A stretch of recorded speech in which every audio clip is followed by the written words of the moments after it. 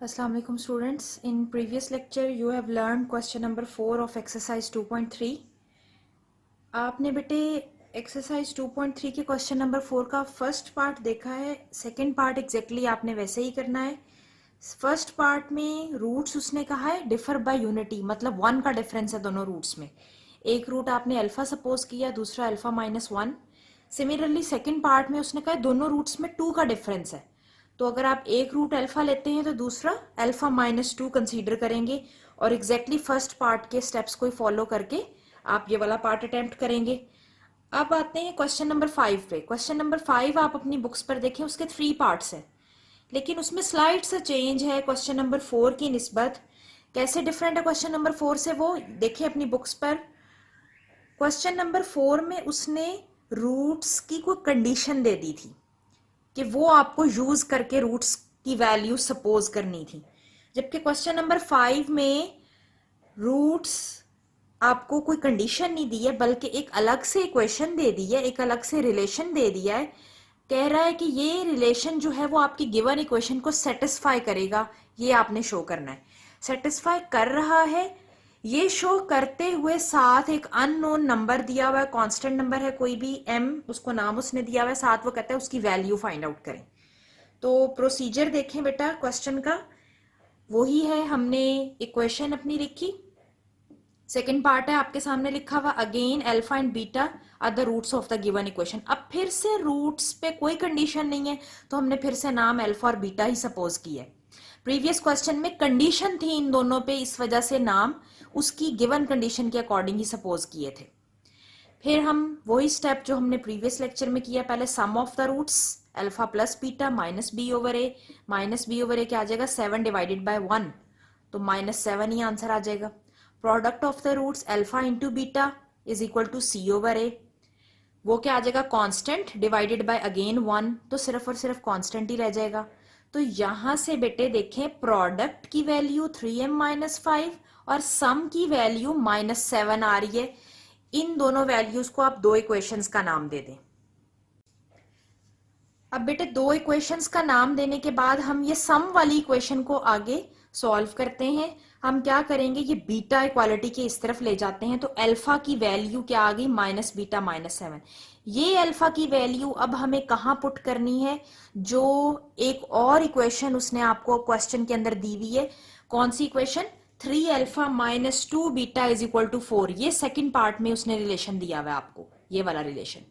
ये अब आप यूज करने लगे. इसके अंदर यहां पर अल्फा की अभी जो वैल्यू आपने निकाली है वो आपने पुट करनी है यहां पे अल्फा की जगह पर. तो अब हम नेक्स्ट स्टेप में क्या करते हैं, इस अल्फा की जगह पर -बीटा -7 पुट कर देते हैं. उसके बाद 3 को आप इस फैक्टर से मल्टीप्लाई करेंगे, -2 बीटा एज इट इज आ जाएगा. 4 इक्वालिटी की दूसरी तरफ पड़ा है, -3 -2 सम अप होके एड अप होके -5 आ जाएगा. -21 एज इट इज आ रहा है. फिर आप क्या करें, नेक्स्ट स्टेप में 21 को इक्वालिटी की दूसरी तरफ ले जाएं तो उसका साइन रिवर्स हो जाएगा और 21 4 में ऐड होके -5 बीटा इज इक्वल टू 25 आ रहा है आपके पास. बेटे नेक्स्ट स्टेप में देखें, ये -5 इधर आके 25 से डिवाइड होके कैंसल आउट होने के बाद आपका आंसर -5 आ रहा है. तो बीटा की वैल्यू क्या आ गई -5. ये बीटा की वैल्यू अब आप इस इक्वेशन में या इससे प्रीवियस जो लिखी हुई थी सम ऑफ द रूट्स वाली, कौन सी equation, equation 2 alpha plus beta is equal to -7, वो लिख के उसके अंदर पुट कर दें बीटा की ये वैल्यू -5 और वहां से अल्फा का आंसर आपके पास क्या आ जाएगा -2. अब अल्फा और बीटा के आंसर्स आपके पास आ चुके हैं. अब अल्फा बीटा की वैल्यूज फाइंड आउट करने के बाद अब आपको क्या करना है, m की वैल्यू फाइंड आउट करनी है. उसने आपसे क्वेश्चन में डिमांड ही ये की है कि आप m की वैल्यू फाइंड आउट करें. तो m हमने अभी दो रिलेशनशिप कैलकुलेट किए थे, एक सम ऑफ द रूट्स और एक प्रोडक्ट ऑफ द रूट्स. तो सम ऑफ द रूट्स वाली इक्वेशन 2 में आपके पास m नहीं आया, लेकिन प्रोडक्ट ऑफ द रूट्स जिसको आपने इक्वेशन 1 का नाम दिया था उसमें m मौजूद है. तो अब हम उस इक्वेशन को यूज करके m की वैल्यू फाइंड आउट कर सकते हैं. तो इक्वेशन 1 इंप्लाइज दैट, फिर से इक्वेशन 1 लिख ली, क्या, alpha beta is equal to 3m-5. अब आपके पास अल्फा भी आ गया, बीटा भी आ गया, इन दोनों की वैल्यूज पुट करें तो इस पूरी इक्वेशन में फिर अननोन सिर्फ और सिर्फ m रह जाएगा. तो अल्फा की वैल्यू अभी आपने -2 कैलकुलेट की, वो यहाँ पुट कर दी. बीटा की वैल्यू अभी आपने -5 कैलकुलेट की, वो पुट कर दी। तो अब इस रिलेशनशिप में देखें सिर्फ और सिर्फ m अननोन है, तो ये दोनों मल्टीप्लाई होकर +10 आ जाएगा। फिर इक्वालिटी के इस तरफ 5 ले जाएं, दोनों एड अप होके 15 है, 3 इधर आके डिवाइड होके आपको 5 आंसर दे देगा। तो बेटे आपके क्वेश्चन में आपका एम ही क्या था, आपने m की वैल्यू फाइंड आउट करनी थी by using the relation which is given in the question. कौन सा रिलेशन? जो उसने आपको दिया है कि ये आपकी गिवन इक्वेशन को सेटिस्फाई करता है।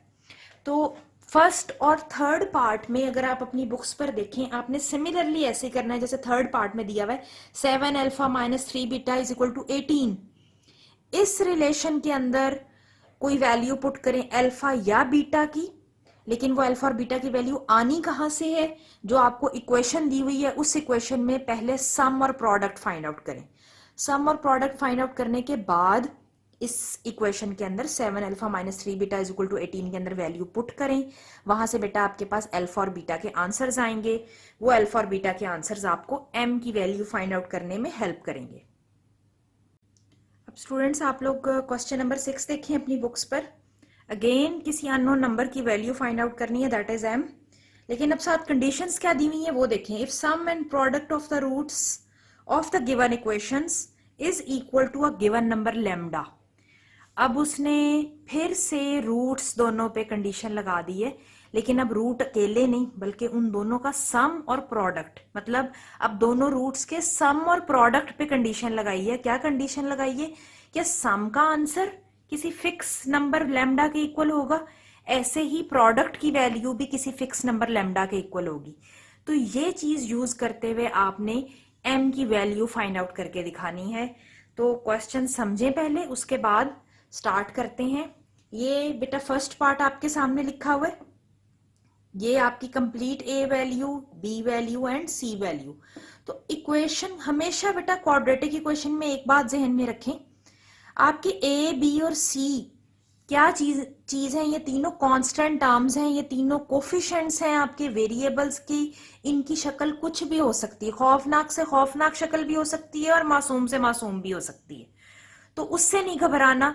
अगर आपको क्वेश्चन का प्रोसीजर आता है तो बेटा सॉल्व करना बहुत आसान है। अब जैसे यहाँ थोड़ी कॉम्प्लिकेटेड शेप्स हैं आपके तीनों कोफिशिएंट्स या तीनों कांस्टेंट्स की, तो बिल्कुल नहीं घबराना है। इसका सोल्यूशन अगर आपको आता है तो सिर्फ वही वे फॉलो करना है। अब हम फिर से सम और प्रोडक्ट की पहले वैल्यूज फाइंड आउट करते हैं बाय यूजिंग गिवन इक्वेशन। वही काम फिर से अल्फा बीटा दो रूट सपोज कर लिए, sum alpha plus beta is equal to minus B over A. B क्या है? ये कंप्लीट टर्म 7m माइनस 5। ए क्या है? 2m प्लस 3 और फॉर्मूले वाला नेगेटिव साइन आ गया। अब प्रोडक्ट क्या है? c over A, constant 3m minus 10 divided by coefficient of x square 2m plus 3 आ गया। सम और प्रोडक्ट के ये कौन से दो आंसर हैं जो आपने इक्वेशन से अभी फाइंड आउट किए, लेकिन साथ उसने इन्हीं सम और प्रोडक्ट की आपको क्वेश्चन के अंदर एक कंडीशन भी दे दी। कौन सी कंडीशन? उसने कहा है कि सम भी किसी नंबर लैम्डा के इक्वल है और प्रोडक्ट भी किसी नंबर लैम्डा के इक्वल है। मतलब अब आपके पास सम और प्रोडक्ट के दो आंसर्स हैं, दो आपके पास वैल्यूज आ सकती हैं सम और प्रोडक्ट की इस क्वेश्चन में। कैसे? एक वो जो आपने इक्वेशन से ड्राइव किए आंसर्स, और एक वो जो उसने आपको खुद कह दिया है। अब हमने वही रिलेशनशिप सामने लिख दिया जो उसने आपको गिवन दिया है। क्या? Sum is equal to lambda and product is equal to lambda. अब एक बात बेटा यहाँ पर यूज की गई है, हमेशा एक चीज आपने याद रखनी है, किसी भी इक्वेशन, फॉर एग्जाम्पल अगर मैं यहाँ लिखूं alpha plus beta is equal to 9 and alpha into beta is equal to 9, मतलब मैं लैम्डा की कोई वैल्यू अगर सपोज करूं कि आपकी दोनों इक्वेशंस 9 के इक्वल हैं, किसी कांस्टेंट नंबर के इक्वल हैं, तो जब उनकी राइट हैंड साइड सेम होगी तो आप उनकी लेफ्ट हैंड साइड्स को एक दूसरे के इक्वल लिख सकते हैं। तो आप यहां पर कर क्या रहे हैं? बेसिकली दोनों इक्वेशंस को कंपेयर कर रहे हैं। तो उनकी राइट हैंड साइड सेम है। देखिए इसकी भी राइट हैंड साइड लैम्डा, इसकी भी राइट हैंड साइड लैम्डा है। जब ये दोनों आंसर्स इक्वल हैं, इट मीन्स ये दोनों भी इक्वल होंगे। तो हमने क्या कहा? सो बाय यूजिंग, या आप यहां पर ये लिख सकते हैं comparing these two equations, so alpha plus beta is equal to alpha into beta. तो बेटा ये चीज गौर से समझने की है कि ये रिलेशनशिप कैसे आ गया, मैंने कैसे सम और प्रोडक्ट को एक दूसरे के इक्वल लिख दिया। अगर किसी को ना समझ आए तो यहाँ से फिर से बेटा आप रिपीट करके देख लें, सुने गौर से कि क्यों और कैसे मैंने ये दोनों एक दूसरे के इक्वल लिख दिए। अब इक्वल लिखने के बाद हमने अब सिर्फ क्या करना है, वो वैल्यूज जो अभी आपने फाइंड आउट की हैं बाय यूजिंग इक्वेशन, सम की और प्रोडक्ट की, वो यहाँ पर पुट कर दें सम की जगह पर और प्रोडक्ट की जगह पर। आगे अब काम आसान है, क्रॉस मल्टीप्लिकेशन करें, सिंप्लीफाई करें, क्वाड्रेटिक इक्वेशन आएगी और आप वहां से इजीली m की वैल्यू फाइंड आउट कर सकते हैं। अब बेटे सम और प्रोडक्ट की वैल्यूज पुट करने के बाद हमने क्रॉस मल्टीप्लिकेशन की। क्रॉस मल्टीप्लिकेशन करके आपके पास आ गए दो फैक्टर्स, इक्वालिटी की दोनों साइड्स पर दो दो फैक्टर्स पड़े हैं। अब हम इनको मल्टीप्लाई करेंगे, ये दोनों फैक्टर 7m 2m से मल्टीप्लाई हुआ 14m स्क्वायर, ये नेगेटिव साइन अभी बाहर एज इट इज लिखा हुआ है। फिर 7m 3 से मल्टीप्लाई हुआ 21m, -5 2m से मल्टीप्लाई हुआ -10m, -5 3 से मल्टीप्लाई होकर 15। सिमिलरली राइट हैंड साइड पे भी ये दोनों फैक्टर्स मल्टीप्लाई हो गए। अभी नेगेटिव साइन बाहर ही है, 21 और -10 11 आ गया। सिमिलरली 9 -20 -11 आ गया।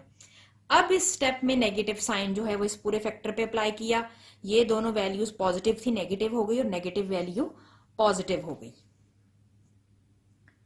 अब नेक्स्ट स्टेप में देखें बेटे, ये तीनों चीजें, ये तीनों टर्म्स हम इक्वालिटी की इस तरफ ले आए, ये तीनों एज इट इज लिख दी, ये नेगेटिव होगी, ये नेगेटिव थी टर्म, ये पॉजिटिव हो गई और ये नेगेटिव टर्म फिर से पॉजिटिव हो गई। अब देखें यहाँ पर हमने किन किन चीजों को आपस में सम अप करना है और कौन कौन सी टर्म्स आपस में कैंसिल हो सकती है। तो सेकंड और ये सेकंड लास्ट टर्म आपकी 11m और -11m दोनों कैंसिल आउट हो जाएंगी।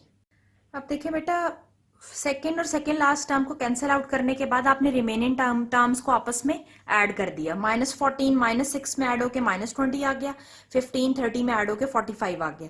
अब आपको क्वेश्चन अपना सिंप्लीफाई होता हुआ नजर आ रहा होगा कि अब आप m की वैल्यू की तरफ जा रहे हैं। एक कॉम्प्लिकेटेड चीज जो है वो थोड़ी सिंप्लीफाई हो गई है।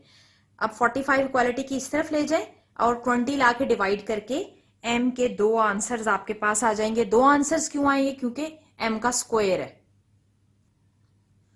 अब बेटे ये 20 -20 इधर लाके -45 से डिवाइड कर दें और 5 के टेबल पे ये दोनों कैंसिल आउट हो जाएंगे। 5 9 45 एंड 5 4 20 और नेगेटिव साइंस भी दोनों आपस में कैंसिल आउट हो जाएंगे। तो m स्क्वायर का आंसर क्या आ रहा है? 9/4। लेकिन अभी आपका क्वेश्चन कंप्लीट नहीं हुआ, आपने m की वैल्यू फाइंड आउट करनी है। So by taking square root on both sides, square root लेने से स्क्वायर से कैंसिल हो जाएगा स्क्वायर रूट और इधर दो आंसर्स आ जाएंगे आपके पास, एक पॉजिटिव एक नेगेटिव, 3/2। स्टूडेंट्स बेटा अक्सर क्वेश्चंस में ये मिस्टेक करते हैं कि स्क्वायर रूट लेने के बाद दोनों आंसर्स लिखना भूल जाते हैं बेटा, इससे आपके मार्क्स डिडक्ट होते हैं। तो ये चीज हमेशा याद रखें कि स्क्वायर रूट जब भी आप अप्लाई करें आपने दो वैल्यू जरूर लिखनी है, एक पॉजिटिव और एक नेगेटिव।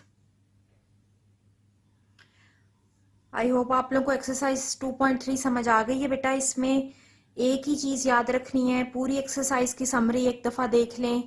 आपका मेन फोकस जो है वो सम और प्रोडक्ट फाइंड आउट करना है अपनी गिवन क्वाड्रेटिक इक्वेशंस का, और उन्हीं को यूज करके आपने अपने क्वेश्चंस में जो भी उसने कहा है फाइंड आउट करके दिखाएं।